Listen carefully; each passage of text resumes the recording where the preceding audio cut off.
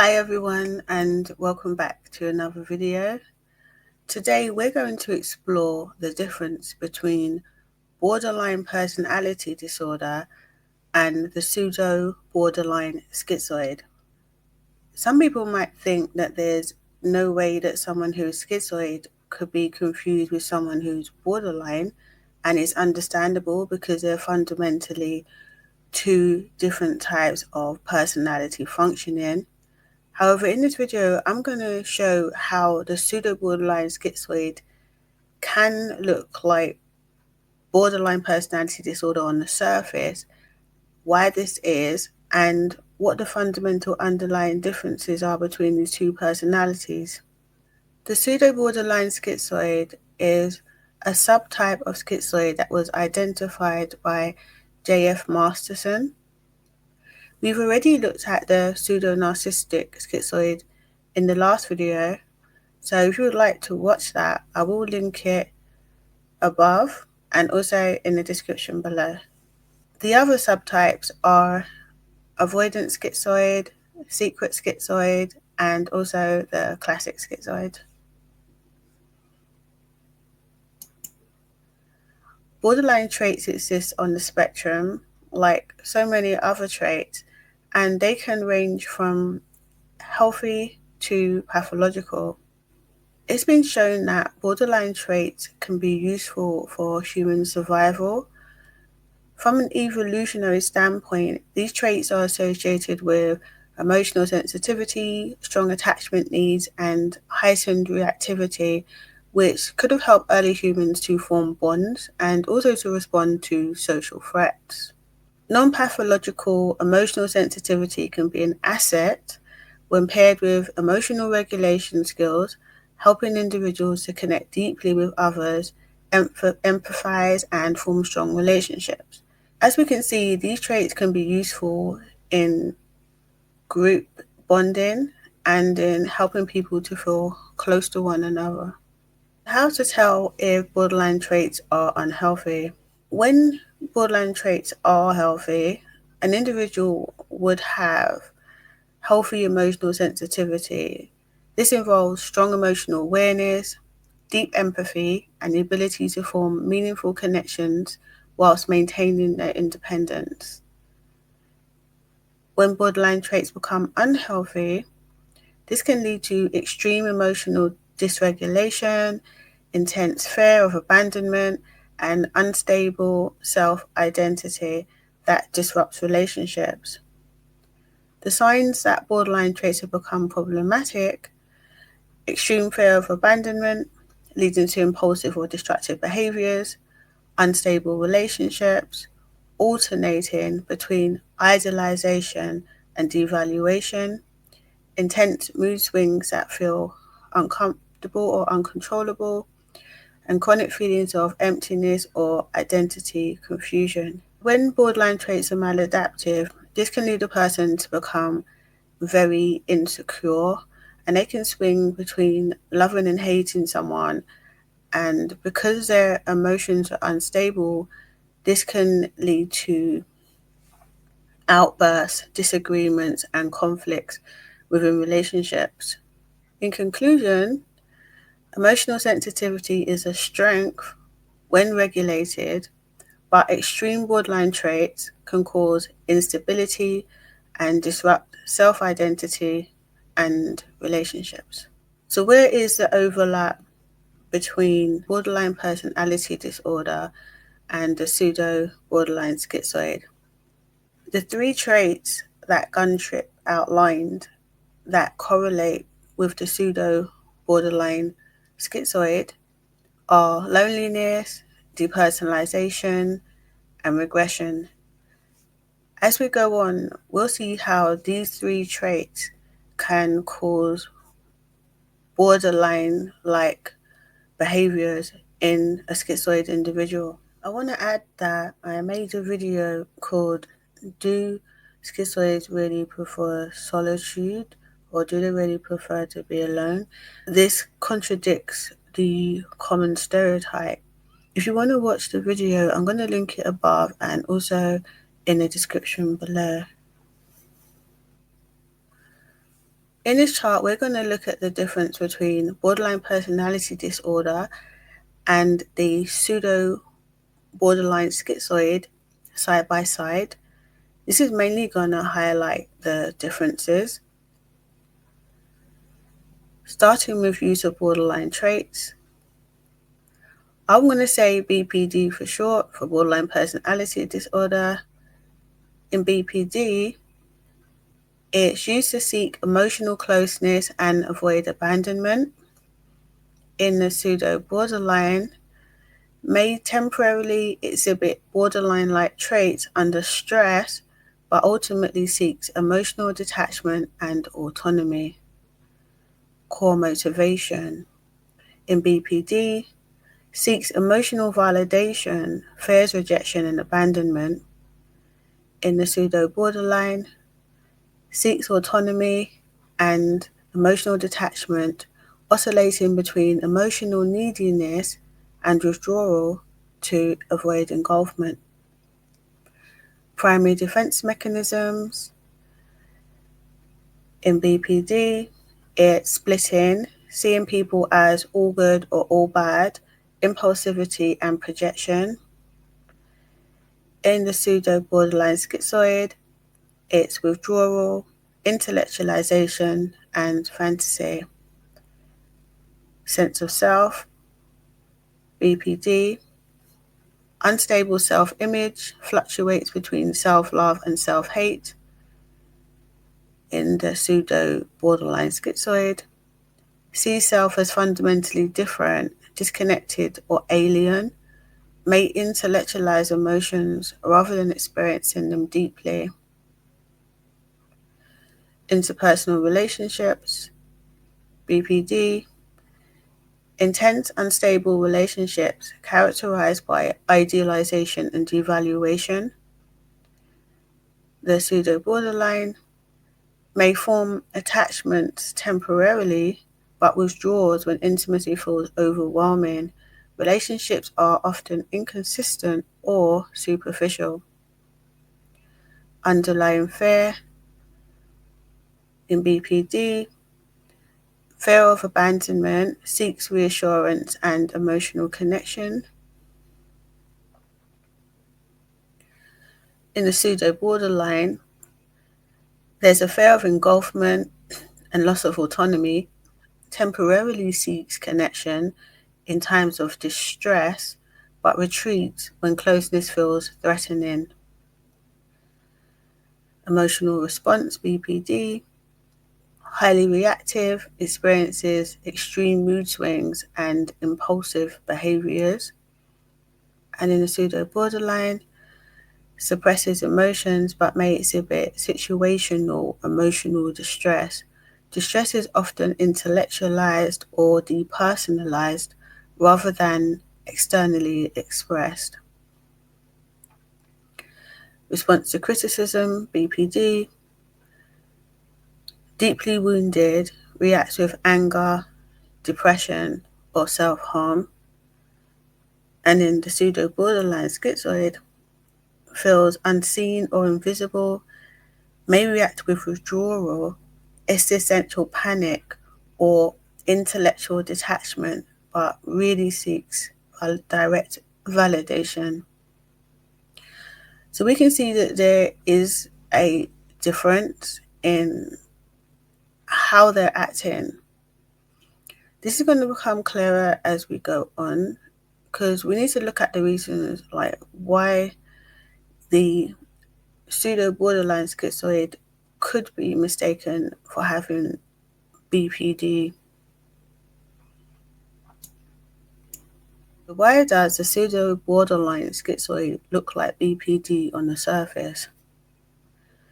The reasons are as follows: emotional reactivity, fear of being alone, clinginess in crisis, interpersonal stability, and a sense of badness. Both may exhibit emotional distress, but borderline individuals react intensely and frequently, while pseudo-borderline schizoids experience distress only in moments of crisis and otherwise prefer emotional detachment. Both may express fear of isolation, but borderlines seek connection to regulate emotions, whereas pseudo-borderline schizoids fear losing an object relationship but ultimately return to solitude. Both may cling to others, but borderlines do so chronically, while pseudo-borderlines do it temporarily before withdrawing again. Borderlines experience intense, unstable relationships driven by fear of abandonment, while pseudo-borderline schizoids have superficial or distant relationships driven by a fear of engulfment. Borderlines feel bad due to rejection, guilt, and inadequacy, whereas with the pseudo-borderline schizoids, they may feel bad due to a deep sense of alienation, emotional disconnection, and existential otherness. So, in some ways, they may not feel human, and to be a human being and not feel like a human being could make them feel like there's something wrong with them, and that could make them feel like they're not necessarily a good person because of the emotional detachment that they experience.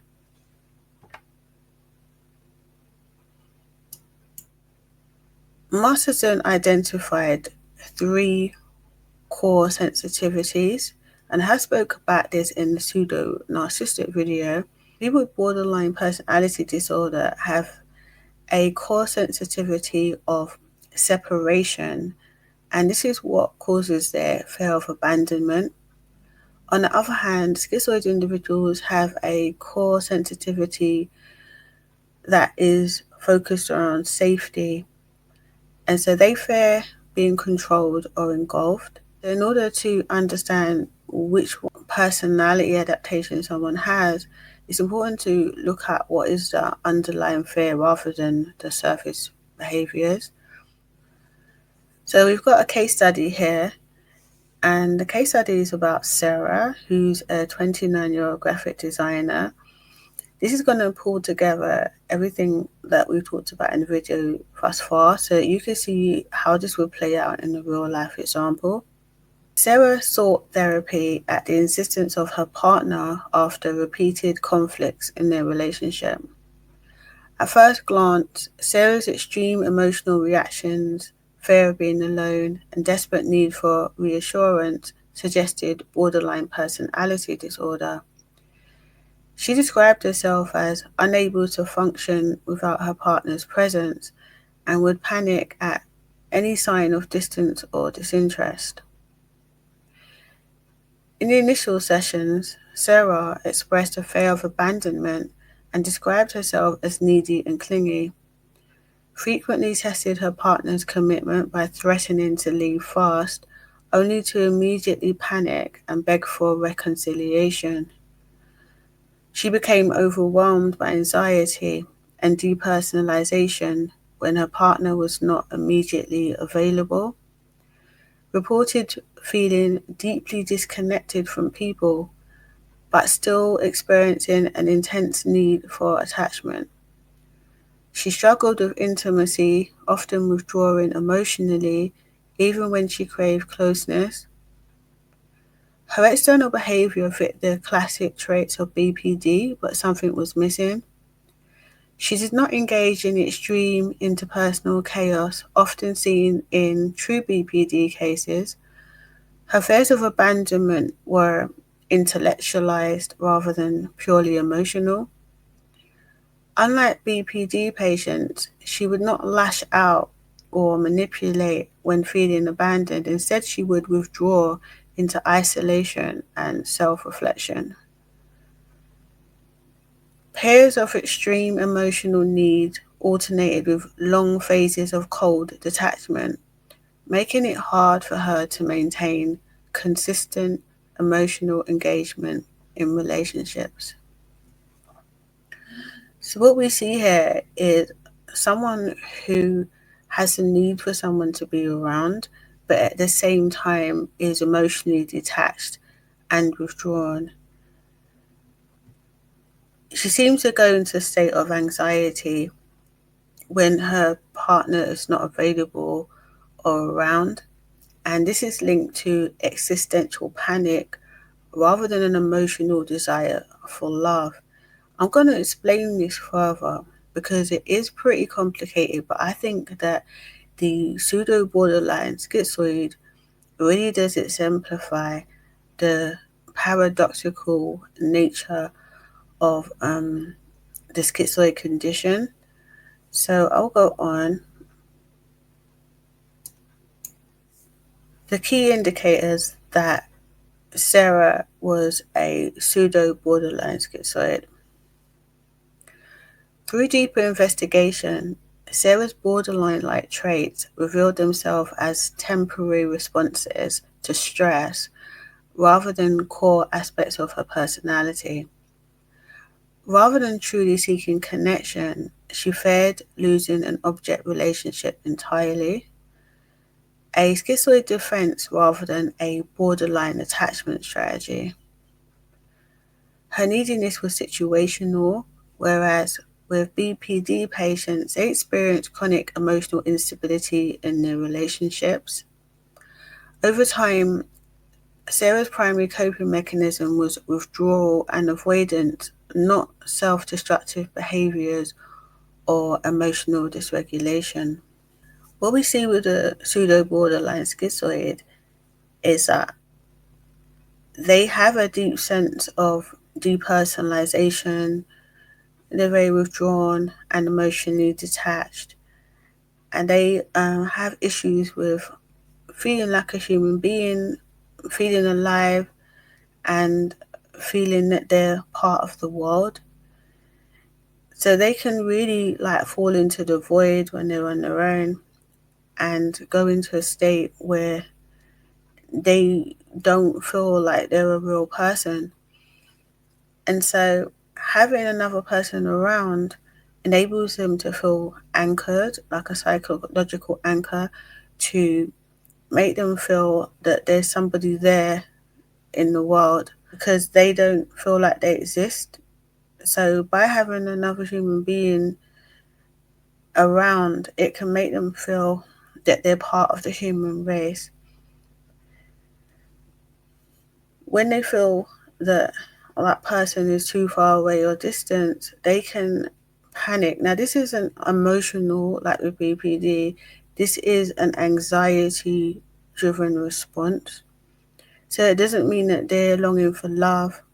They are quite cold in relationships. They can spend long periods of time on their own or detached, but they need to know that that person is going to be there for them so that they can feel that they've got some sort of attachment to the external world. It sort of like provides a rope that they can hold on to so that they can feel that they've got a grip on things. Further indicators of Sarah's pseudo-borderline traits. She had fear of engulfment rather than fear of abandonment. Unlike with BPD, where individuals fear being left alone, Sarah's true fear was emotional engulfment. She sought reassurance but withdrew when intimacy felt overwhelming. So wanted to know that someone was there, but ultimately wasn't emotionally connected because of fear of engulfment. She temporarily showed emotional dependence. Sarah clung to her partner during crises, but once the distress passed, she distanced herself, unlike a borderline patient who remained emotionally entangled. She has superficial emotional reactivity. While borderline cycle through intense emotions, Sarah's outbursts were situational rather than a fundamental part of her personality. She exhibited distress only in moments of extreme stress, but remained emotionally flat otherwise.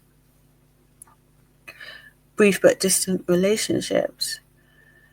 Sarah formed relationships out of necessity rather than genuine emotional desire.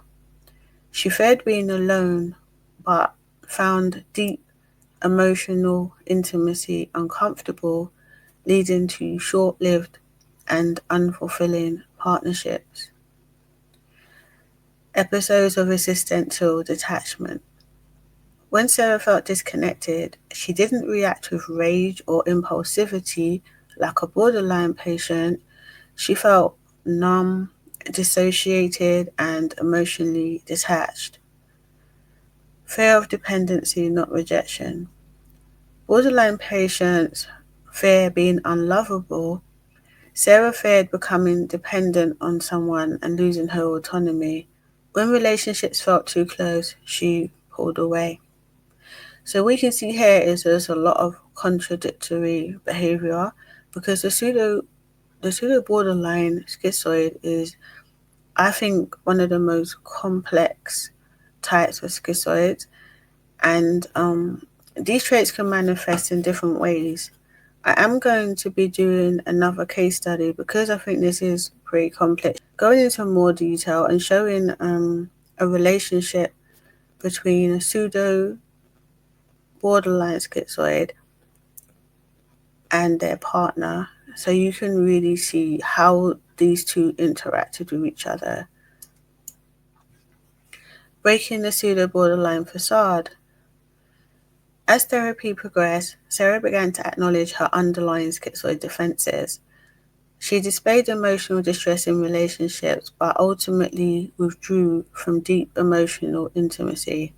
Her fear of abandonment masked a deeper fear of emotional engulfment, making her neediness situational rather than chronic.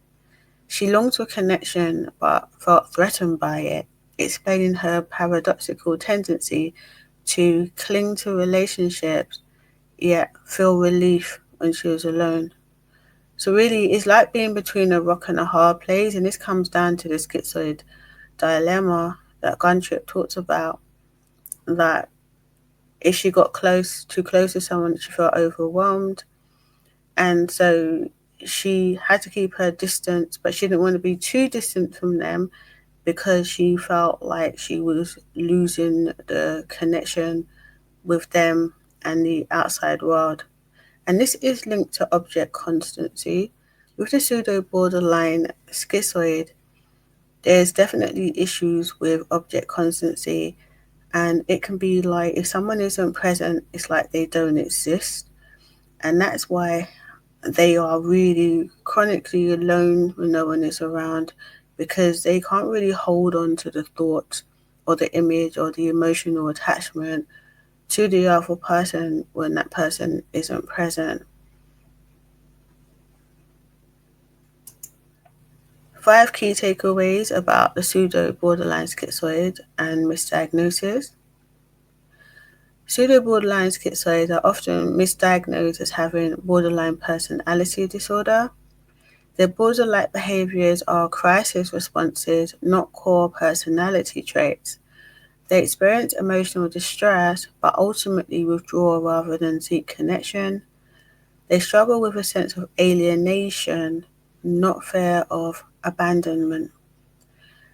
Proper diagnosis requires looking beyond the surface level emotional intensity.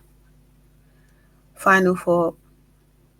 Pseudo-borderline schizoids are not emotionally volatile like borderlines, but rather emotionally detached individuals who temporarily experience distress and crisis. Recognizing this distinction is essential for accurate diagnosis and effective therapy. So just to reinforce the point, that the crisis is existential.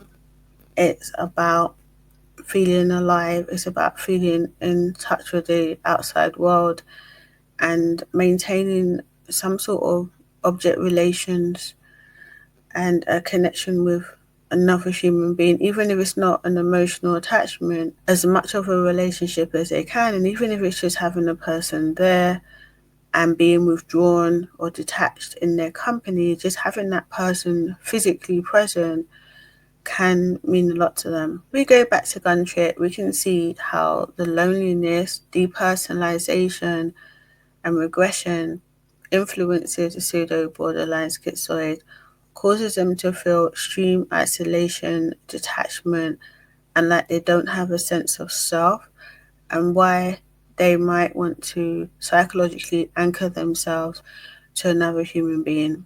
As I said, I'm going to be making another video on the pseudo-borderline schizoid, and I'm hoping to clarify this information, but I want to look at it from a more humanistic point of view. I'm going to show a relationship between two people, Alex and Jane, and I'm going to show Alex's side of the relationship, and I'm going to show Jane's side of the relationship. So when I do the next case study, it will be in two parts, and I hope that this will really help to further clarify the complexities of the pseudo-borderline schizoid. I hope everything was clear. Thanks for watching, and goodbye for now.